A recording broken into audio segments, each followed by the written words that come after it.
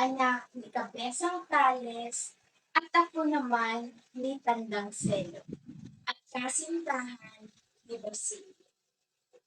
Bukod sa taglay kong pagandahan, ay mailalarawan sa akin ang isang Pilipinang makadiyos, matiisin, mapagmalasakit, at mapagmahal. Ngunit sinapit ko ang isang masaklap na kabanata sa kadahilan ng si Basilio? Si Basilio?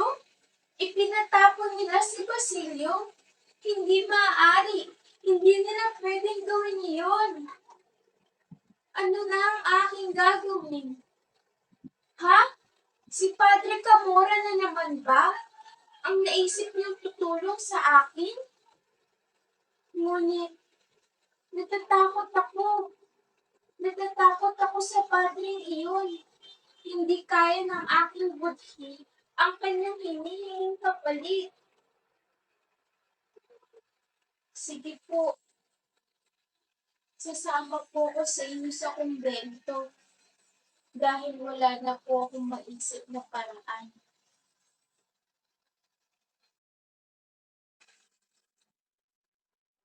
Diyos ko, tulungan niyo po ako.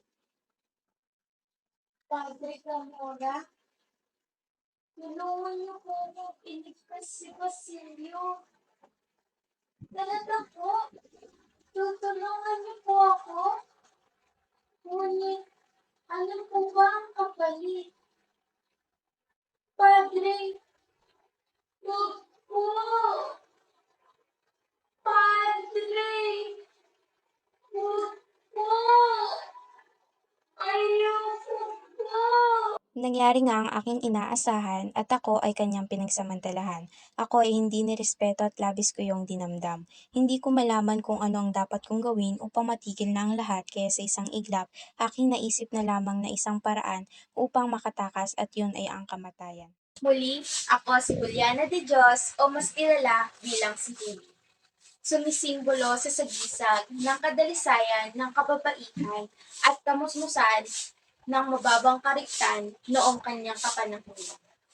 Isa ko sa mga babaeng natanggalan ng karapatan sa pagiging ligtas sa kapahamakan, na hanggang sa ngayon ay makikita pa rin sa ating kasalukuyan.